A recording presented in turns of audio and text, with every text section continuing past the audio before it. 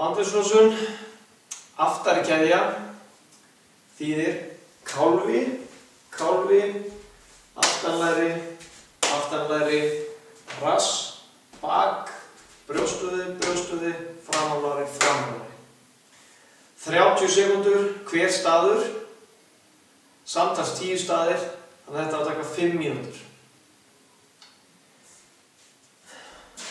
Við gerum það þannig að við notum rúllur af ýmsu tagi til þess að rúlla upp og niður allan vöðvann 3-4 sinnum, þreifa aðeins á vöðvanum, finna aumustu punktana og þegar við erum búin að finna aumustu punktana sem að ætti að taka svona 5 sekúndur, 10 sekúndur kannski, að þá eyðum við restina af tímanum í það að rúlla í þeim punkti, setja góðan þrýsting á þann punkt áður en síðan förum við á næsta vöðva.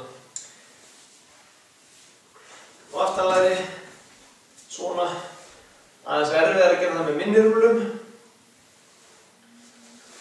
Og einu með rassvöðvana tökum við bara báða í einu hér.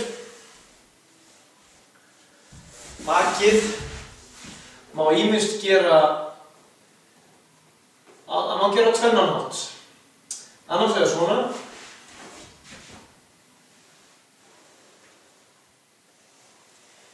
Eða halda undir höfuðið, hvíla í höndunum og rétta úr sér.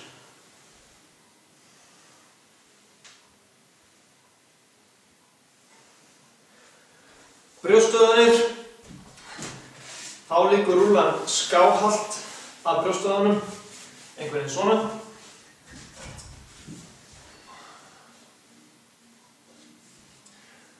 Og framan á læri má ýmist gera, ef maður er viðkvæmur, taka báða verðleikin í einu,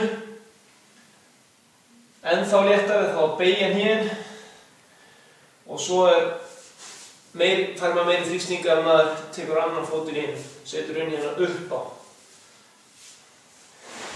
Þannig að þetta var bandvefslosun aftari keðja.